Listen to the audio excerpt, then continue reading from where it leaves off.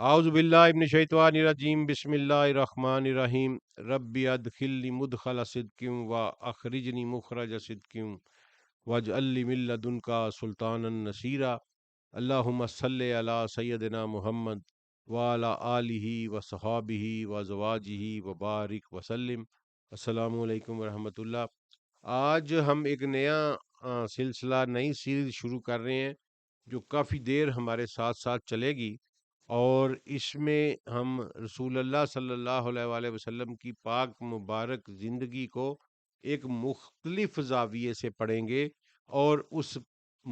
ज़िंदगी की फ़िलासफ़ी को समझकर ये समझने की कोशिश करेंगे कि हमारे रसूल सल्लल्लाहु अलैहि वसल्लम का मज़ाज क्या था। मज़ाज रसूल सल्लल्लाहु अलैहि वसल्लम से अगर इंसान को आशनाई हो जाए तो फिर उसके बहुत सारे मसाइल हल हो जाते हैं। और आज के जदीद दौर में जितनी पढ़ी लिखी क्लास है मुस्लिम उम्मा की, जो इंटेलेक्चुअल्स हैं, जो इंटेलिजेंसिया है, जो मॉडर्न लैंग्वेजेस और मॉडर्न साइंस एंड टेक्नोलॉजी की तालीम हासिल कर रहे हैं या किए बैठे हैं, उनके लिए मजाज रसूल सल्लल्लाहु अलैहि वसल्लम से आशनाई हासिल करना इंतहाई ज़रूरी है। और ये इंतहाई इम्पोर्टेंट फैक्टर है। मैंने इसलिए इसको चुना है कि अगर आप मजाज रसूल से आशनाई हासिल कर लेंगे तो आपको अहादीस की अंडरस्टैंडिंग तो 100% हो जाएगी, और कुरान की अंडरस्टैंडिंग भी मोर देन 70-75% हो जाएगी। क्योंकि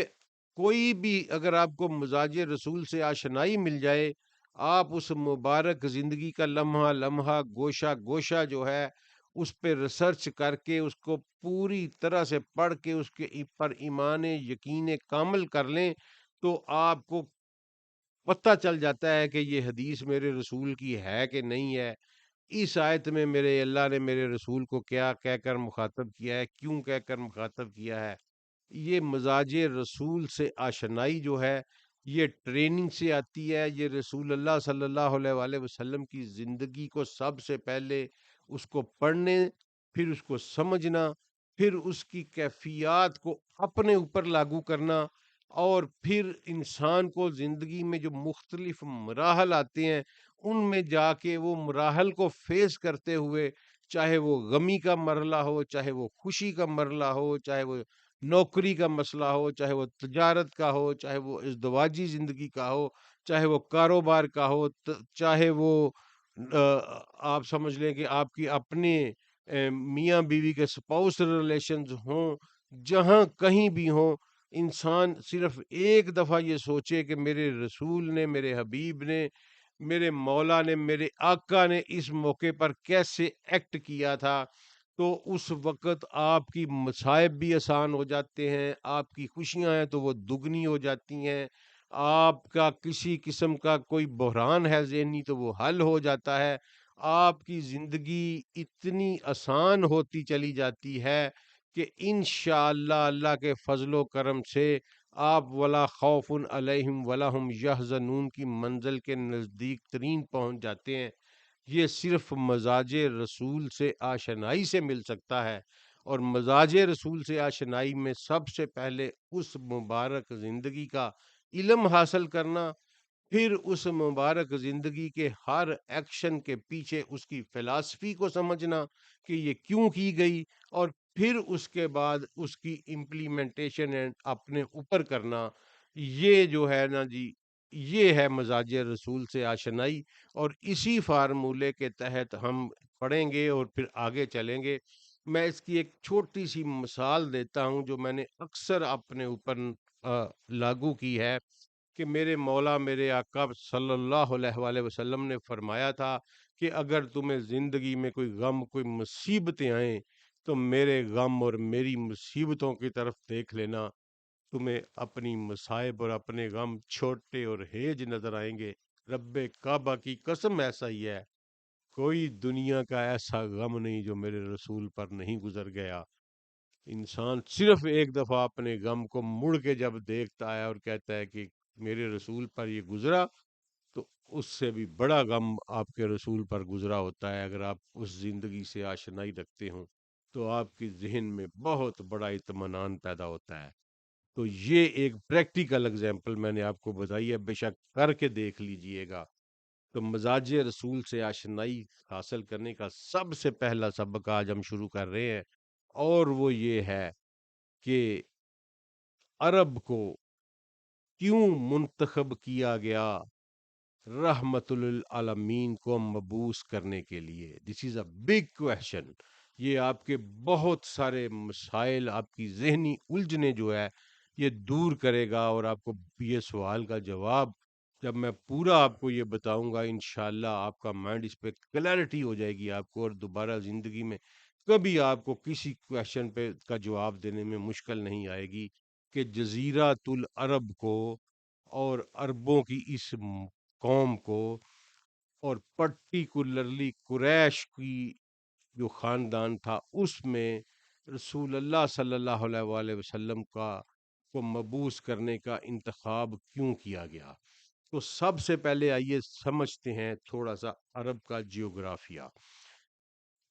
عرب جو ہے جی، جزیرۃ العرب جس کو کہتے ہیں، عریبین پیننسولا، یہ دو سمندروں کے درمیان میں ایک بڑا ہوا نکیلا سا ایریا ہے۔ اس کے ایک سائڈ پہ ریڈ سی ہے، بحر احمر بھی جس کو کہتے ہیں۔ اس کے نیچے والی سائڈ پہ انڈین اوشن کا ایک پارٹ ہے جس کو عریبین سی کہتے ہیں، اور اس کی رائٹ سائڈ کے اوپر جو ہے وہ پرشین گلف یا خلیج فارس ہے، اور اس کے درمیان میں یہ ایریا ہے،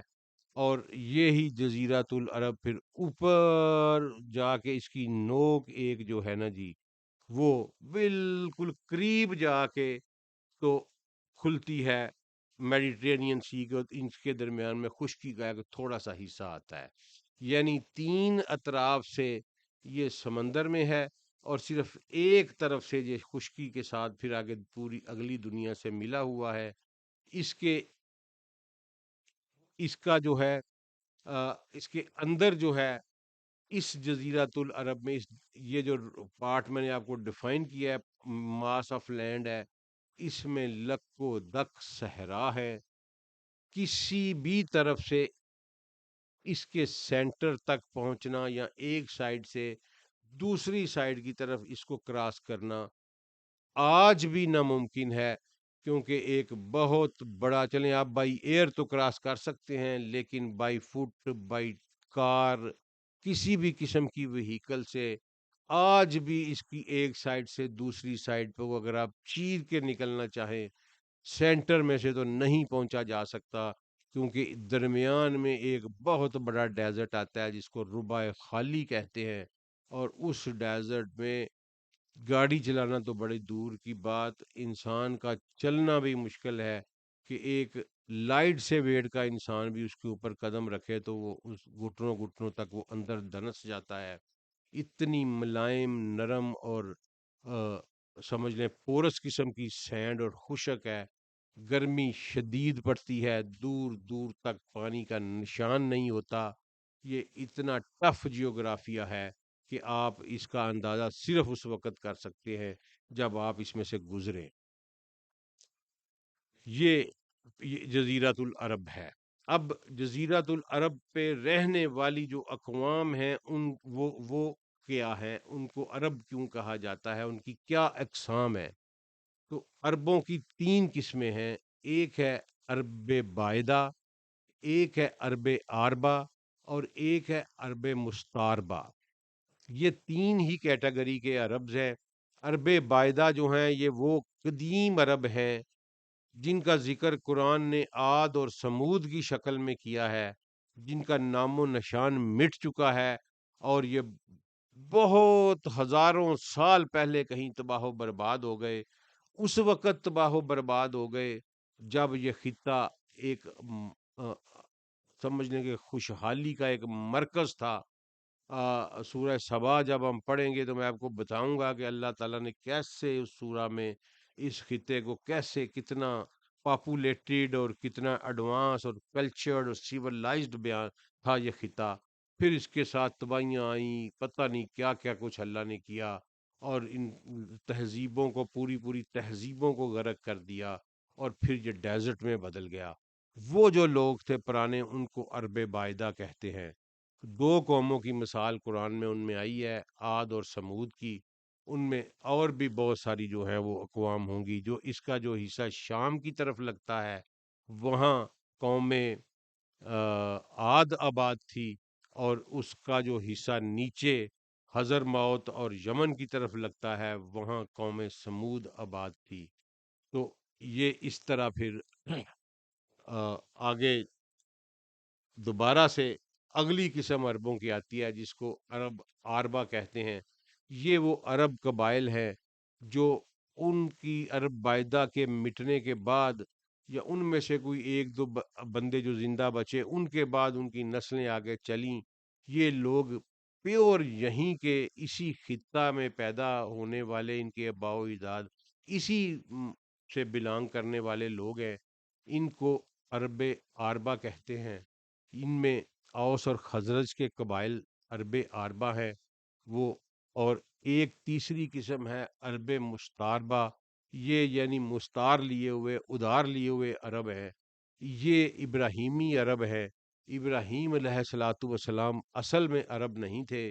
وہ عراق میں پیدا ہوئے تھے، پھر شام میں مسکن بنایا، پھر وہاں سے اپنے ایک بیٹے کو عرب میں سیٹل کیا۔ تو ان کی نسل جو آگے چلی عربوں کے ساتھ مکس ہو کے، تو ان کے جو قبائل تھے ان کو عرب مستعربہ کہا جاتا ہے۔ رسول اللہ صلی اللہ علیہ وآلہ وسلم عربوں کی اس قسم سے تعلق رکھتے ہیں جن کو عرب مستعربہ کہا جاتا ہے۔ یعنی آپ صلی اللہ علیہ وآلہ وسلم کے آباء و اجداد جو ہیں وہ 100% عرب نہیں ہیں، وہ باہر سے آئے تھے، عرب میں رچ بس گئے، اور پھر عرب کے ہی ہو کر رہ گئے۔ یہ کچھ چھوٹا سپین نہیں ہے، یہ ہزاروں سالوں کا سپین ہے، کہ جب اسماعیل علیہ الصلوۃ والسلام آئے اور اپ ٹو رسول اللہ صلی اللہ علیہ وآلہ وسلم، تو یہ لوگ پھر عرب کے ہی ہو کر رہ گئے، لیکن انہوں نے اپنی ایک الگ شناخت برقرار رکھی، اس لیے ان کو عرب مستعربہ کہا جاتا ہے۔ یہ تو ہیں مثلا عرب کا لینڈ ماس اور عرب پہ رہنے والے قبائل۔ اب کویشچن یہ آتا ہے کہ یہ ایریے کے بارے میں ہمیں جو کچھ پڑھایا گیا، کیا وہ ٹھیک ہے؟ ہمیں حقیقت نہیں پڑھائی گئی۔ یہ ایریا جب رسول اللہ صلی اللہ علیہ وآلہ وسلم آئے، اس وقت اس کی ایک خاص شناخت تھی دنیا میں، لیکن اس کو منتخب کیوں کیا گیا، اور یہاں کے رہنے والوں کو امیون کیوں کہا گیا، اور رسول اللہ صلی اللہ علیہ وآلہ وسلم کو امی کہہ کر کیوں مخاطب کیا گیا؟ یہ میں آج آپ کا سب سے پہلے عقدہ جو کھولوں گا وہ یہ کھولوں گا کہ یہ جو ہمارے ہاں غلط قسم کا ایک ہی ترجمہ امی کا کر دیا گیا، اور یہ پوری کی پوری نسلوں کو یہ پڑھا دیا گیا کہ امی کا مطلب ان پڑھ ہوتا ہے۔ ایسے بندے کو امی کہتے ہیں جو لکھنا پڑھنا نہ جانتا ہو۔ یہ بالکل غلط تشریح ہے امیون کی اور امی کی۔ امی کا ایک مطلب یہ ضرور ہوتا ہے ان لیٹرڈ پرسن، جو کہ نہیں لکھ پڑھ سکتا، لیکن امی کے اور بہت سارے جو ہیں مطالب ہیں، اور وہ سارے کے سارے مطالب جو ہیں وہ یہاں پر مختلف سیاق اور سباق کے مطابق ان کو لگا کے پڑھنا پڑے گا۔ اللہ تعالیٰ نے جب ان کو امیون کہا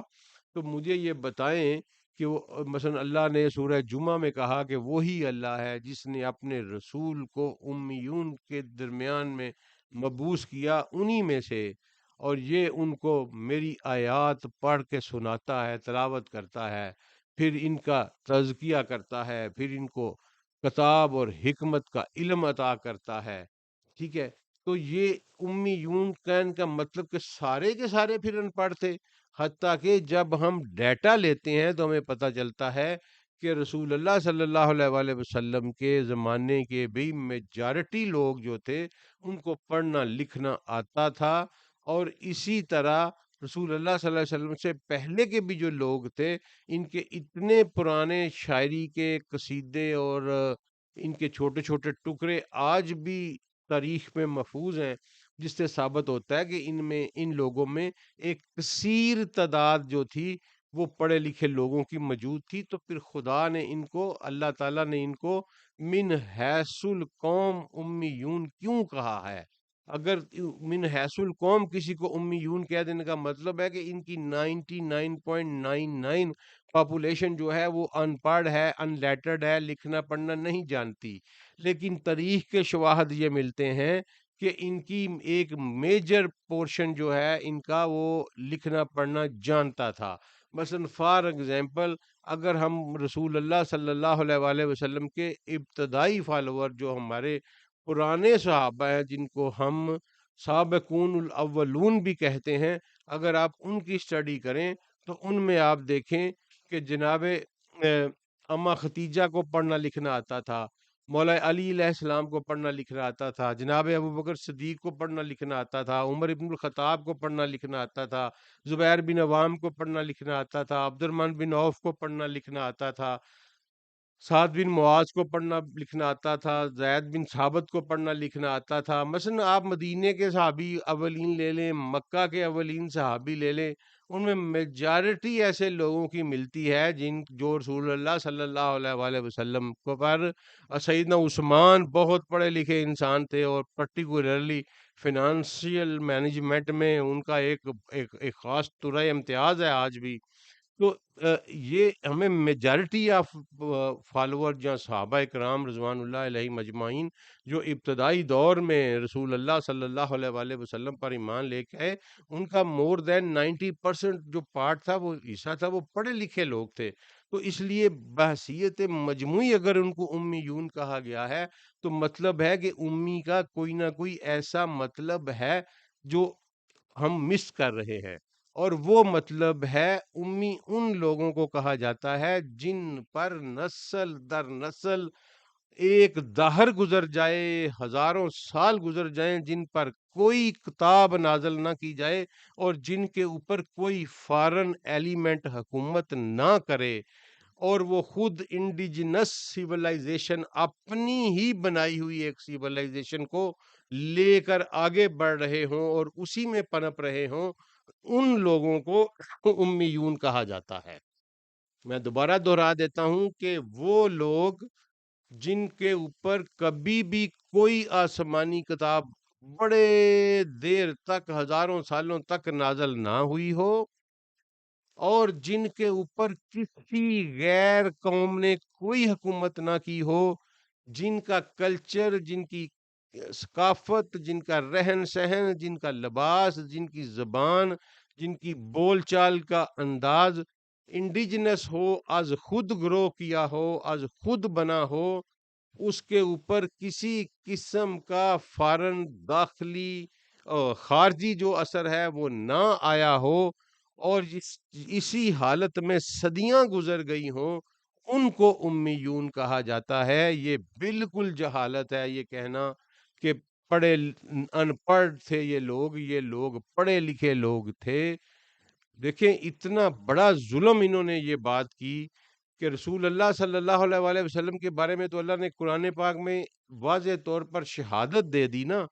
اللہ نے کہا کہ آپ پڑھ بھی نہیں سکتے تھے اور اپنے دائیں ہاتھ سے کام یعنی لکھ بھی نہیں سکتے تھے۔ پھر آگے اللہ نے یہ بات بتائی کہ اگر آپ ایسا کرتے ہوتے تو یہ یقیناً آپ کے اوپر ایک بہتان لگاتے کہ آپ نے یہ چیز فلاں کتاب میں پڑھ لی ہے، یا فلاں سے لکھوا لائے ہیں آپ، یا فلاں کو سن کے آپ نے لکھ لیا ہے۔ یہ تو ان کے اللہ نے اپنے رسول کو بالکل باہر کے جو میں نے آپ کو بتایا امی ان کو کہتے ہیں جو فارن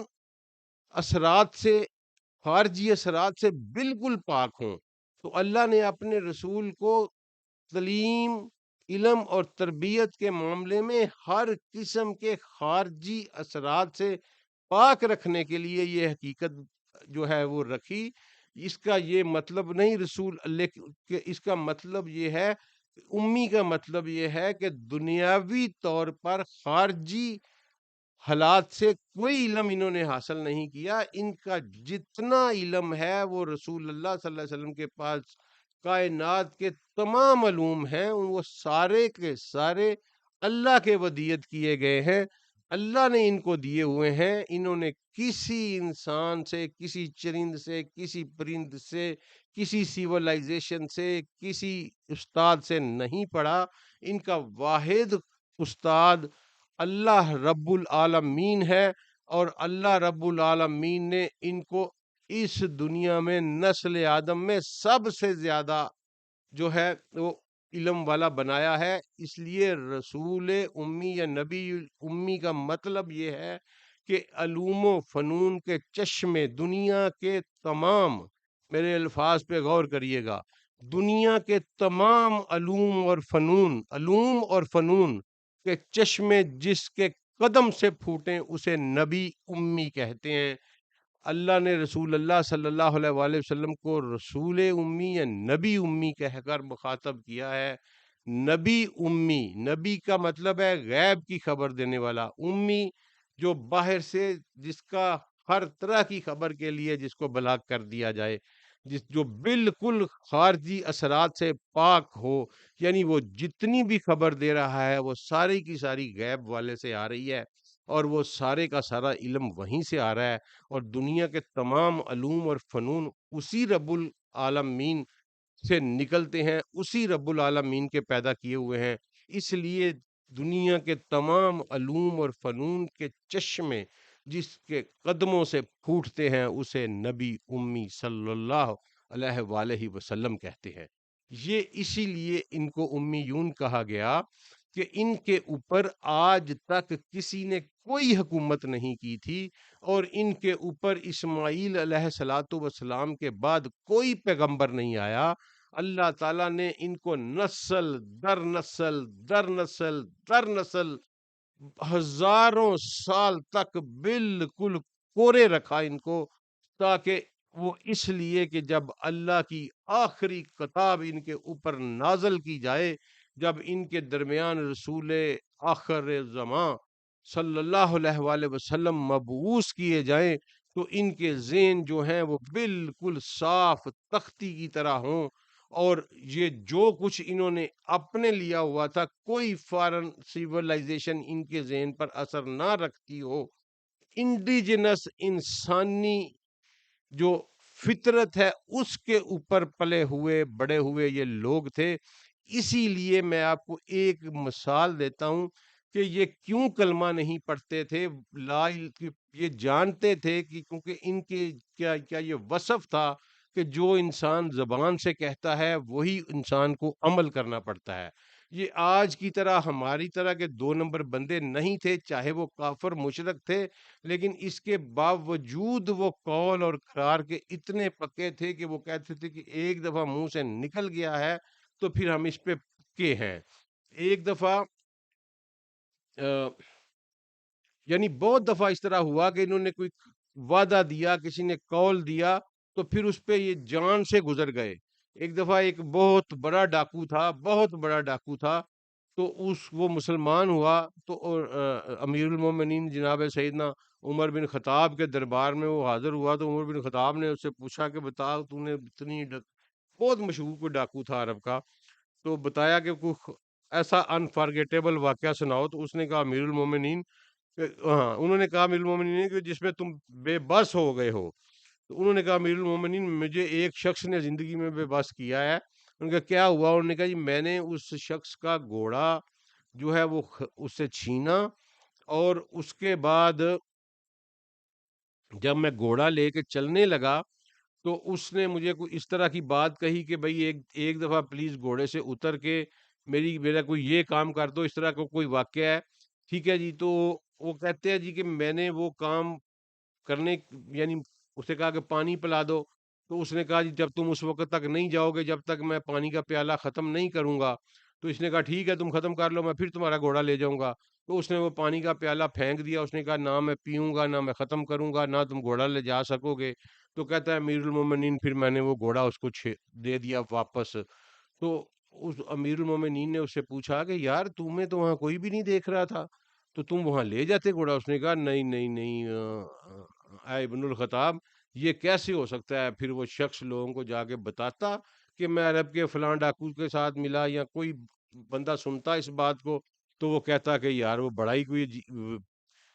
گندا قسم کا ڈاکو ہے جو اپنے وعدے سے اپنے قول سے پھر گیا۔ تو یہ اس طرح کی خصوصیات اللہ تعالیٰ نے ان میں پیدا کرنے کے لیے ان کو بالکل کوڑا رکھا، ان پر کبھی کبھی بھی اسماعیل علیہ الصلوۃ والسلام سے لے کر سیدی محمد مصطفیٰ صلی اللہ علیہ وآلہ وسلم پر، ان پر کبھی بھی کوئی شخص، کوئی سیولائزیشن حکمرانی ہی نہیں کر سکی۔ میں نے عرب کا جغرافیہ آپ کو اس لیے بتایا تھا کہ میں آپ کو بتاؤں کہ یہ کس طرح ممکن ہوا کہ ان پر کوئی حکومت نہیں کر سکا۔ دیکھیں، ان کے ایک طرف ایران کی بہت بڑی سلطنت تھی، ساسانی سلطنت تھی، ان کے دوسری طرف رومنس کی بہت بڑی ایسٹرن رومن امپائر تھی، ان کے نیچے بہت بڑی یمن کی سبائی سیولائزیشن تھی۔ لیکن اس کے باوجود یہ، اور ان کے سمندر کے پار بالکل سامنے ایتھوپیا، جس کو آج ہم کہتے ہیں حبشہ، جس کو ایبیسینیا اس وقت کہتے تھے، وہاں ایک بہت بڑی سیولائزیشن تھی، نجاشی، جناب سیدنا نجاشی کا ہم ذکر پڑھتے ہیں جہاں پہ۔ لیکن اس کے باوجود کوئی ان پر حکومت اس لیے نہیں کر سکا کہ عرب کے جغرافیے نے ان کی جو سیٹلمنٹ تھی، ان کے اندر مکہ اور اس کے گرد و نواح، اور اسی طرح یثرب اور اس کے گرد و نواح کے جو قبائل تھے، اس کو جغرافیے نے اس طرح گھیرا ہوا تھا کہ اس وقت کے زمانے میں فوج کا کراس کر کے ان تک پہنچنا ناممکن بنا دیا تھا اللہ تعالیٰ نے، نیچرل جیوگرافی سے۔ فار ایگزامپل، اگر کوئی انڈیا سے حملہ کرنے ان کے اوپر آتا تو وہ یمن کی بندرگاہ پہ اترتا، تو وہاں سے اتر کے اسے آگے ربع الخالی کا سامنا کرنا پڑتا۔ ادروائز ربع الخالی کے علاوہ جو چھوٹا سا تجارتی رستہ تھا بالکل سمندر کی پٹی کے ساتھ ساتھ، وہ اتنا خطرناک تھا، اور اس کے اوپر ان کی پرماننٹ چوکیاں ہوتی تھیں، کوئی بندہ وہاں سے گزر ہی نہیں سکتا تھا، کیونکہ وہ تھوڑا سا بھی رستہ چینج کرتا تو وہ ربع خالی میں داخل ہو جاتا اور وہیں سڑ بن کے مر جاتا۔ اس طرح اگر کبھی کوئی فوج آئی بھی تو وہ دو تین واقعات ہمیں اس طرح کے ملتے ہیں، وہ وہیں سڑ بن کے تو سڑ پوج کے مر کھپ گئی ڈیزرٹس میں، وہ واپس نہیں پھر جا سکی۔ اسی طرح اگر کوئی ایبیسینیا سے یمن والے سبائین حملہ کرتے تو ان کا استقبال بھی ربع خالی کرتا۔ اگر ایبیسینین جو تھے وہ کراس کر کے آتے تو وہ بھی اسی ربع خالی کی کا لقمہ اجل بنتے۔ آپ نے پڑھا ہے وہ واقعہ اصحاب الفیل والا، جب ابرہا آیا تھا تو اس نے ایک عرب بندے کو ساتھ لیا تھا کہ جی اس شرط پر کہ وہ مجھے رستے سے بچاتا بچاتا بچاتا جو ہے وہ پہنچائے گا۔ وہ اس لیے اس نے کیا تھا کہ اس سے پہلے ایک آرمی آئی تھی وہیں سے ہی، یمن سے ہی، تو اس کے گائیڈ نے وہ جان بوجھ کے اس کو ریگستان میں لے گیا تھا اور وہیں وہ مر گئے تھے۔ تو ابرہا جو ہے اس نے یہ انتظام کیا، وہ اس کو ربع خالی کو ایک اپنے بازو پہ رکھتا ہوا ایک لوکل عرب کی مدد سے وہاں تک پہنچا، تو اس کو پھر اللہ تعالیٰ نے تباہ و برباد کر دیا۔ یعنی جب اگر کسی نے جغرافیے کو بیٹ کیا تو پھر اللہ نے انٹرفیئر کر کے اس کو برباد کر دیا۔ ان کے اوپر کسی غیر کی حکمرانی نہیں ہونے دی اللہ نے، کیونکہ ان کی تہذیب کو بالکل خالص کر کے چلتا ہے اللہ۔ اسی طرح اگر کوئی شخص یا کوئی آرمی اگر ایران سے آتی تو اس کو ایک بہت بڑا ڈیزرٹ جو ہے وہ مدینہ اور تبوک، مدینہ اور عراق کی سرحد میں کے درمیان میں ایک بیدا کا بہت بڑا جو ہے ڈیزرٹ ہے، وہاں سے گزرنا پڑتا، وہ اس کی موت بن جاتا۔ اور اگر کوئی آرمی شام سے آتی تو اسے میدان سالے، جس کو ہم کہتے ہیں، اتنے بڑے بڑے کھنڈرات تھے، وہ اتنا خطرناک ڈیزرٹ تھا وہ۔ آج بھی اگر آپ تبوک کی طرف، مدینہ سے تبوک کی طرف جائیں تو خیبر سے آن ورڈ وہ شروع ہوتا ہے اور خوفناک قسم کا ڈیزرٹ ہے، وہ اس کا استقبال کرتا۔ اللہ نے ان کی حفاظت ان کے جغرافیے سے کی، دنیا کی کوئی قوم ان کے اوپر حملہ نہ کر سکی، دنیا کا کوئی کلچر یہ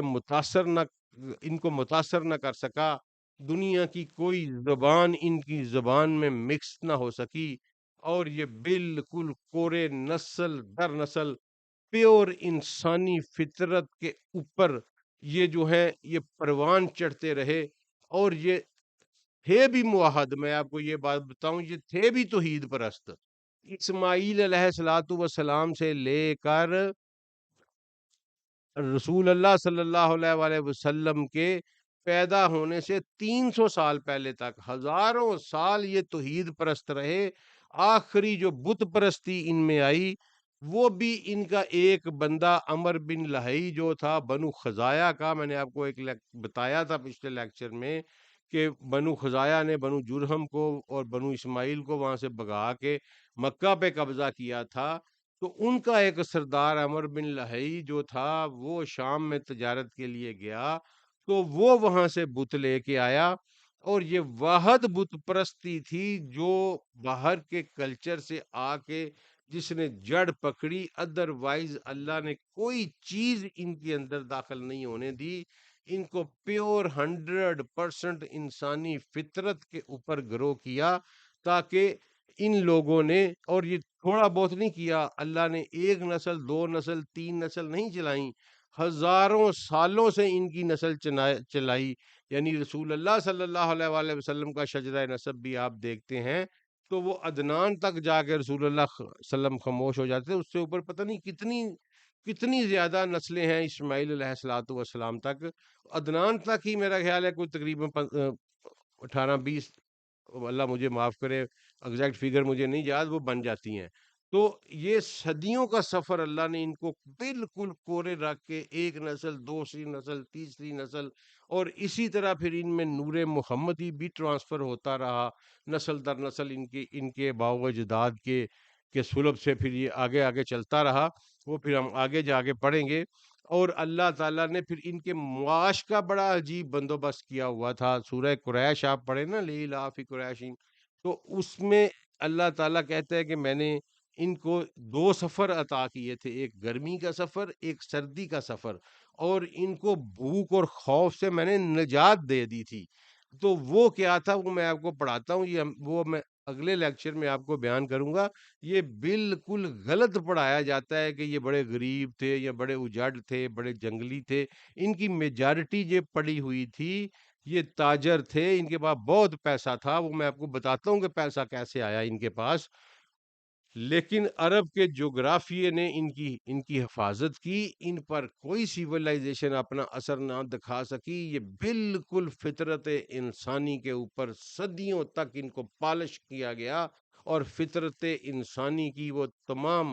اچھی خصوصیات جو تھیں وہ ان میں کوٹ کوٹ کر ان کے جینیٹکس میں نسل در نسل سے change, acquired characters of genetics جو ہوتے ہیں وہ ان میں پیدا کیے گئے نسل در نسل کے ایک عمل سے گزار کر، اور آپ نے دیکھا ہے کہ پھر جب ان کی ڈائریکشن صرف بدلی رسول اللہ صلی اللہ علیہ وآلہ وسلم نے، ان کے وہ سارے اوصاف جو نیگیٹو کی طرف جا رہے تھے، رسول اللہ نے صرف ان کو پازیٹیو کی طرف لے آئے، اور انہی اوصاف کی بدولت پھر یہی عرب کے بدو جو ہے انہوں نے دنیا میں ایک ایسی سیولائزیشن کی بنیاد رکھی کہ آج ہم سب اس کے اوپر فخر کرتے ہیں اور اس کو اپنی جان جگر جانتے ہیں۔ تو یہ صرف اس ایک پیوریفائڈ پروسیس کا کی وجہ سے تھا کہ ان کے اوپر کلام الہی آخری نازل ہونا تھا، آخری رسول نے ان کے اوپر مبعوث ہونا تھا، اور ان کے اوپر اللہ تعالیٰ نے اپنا آخری کلام اتارنا تھا، اور انہوں نے دنیا کی قیادت کرنی تھی، اور پھر اسی پیغام نے دنیا کو قیامت تک لے کے چلنا تھا۔ اس لیے ان لوگوں کو بہت پیور رکھا گیا، اور ان کو امیون اس لیے کہا گیا کہ نہ ان کے پاس کوئی اپنی اسکرپچر تھا، نہ ان کے پاس کوئی اپنی دوسری سیولائزیشن تھی، نہ ان کے پاس کوئی دوسرا کلچر تھا، یہ سب ہر قسم کے بیرونی خارجی ایفیکٹ سے پاک تھے، اسی لیے انہیں امیون کہا گیا۔ اور نبی امی اس لیے کہا گیا کہ نبی امی جو ہے وہ ہر طرح کے دنیاوی خارجی علم سے مبرہ ہے۔ اس نبی امی وہ ہے جس کے پاس اس کائنات کے تمام علوم ہوں، جو اس کے دنیا کے تمام علوم فنون کے چشمے اس کے قدموں سے پھوٹیں، لیکن اس نے اس دنیا کے کسی ذریعے سے کوئی علم نہ حاصل کیا ہو۔ اس کے علم کی ساری بنیاد اور سارے کا سارا ذخیرہ جو ہے وہ رب العالمین کی طرف سے عطا کردہ ہو، اسے کہتے ہیں نبی امی صلی اللہ علیہ وآلہ وسلم۔ السلام علیکم ورحمۃ اللہ۔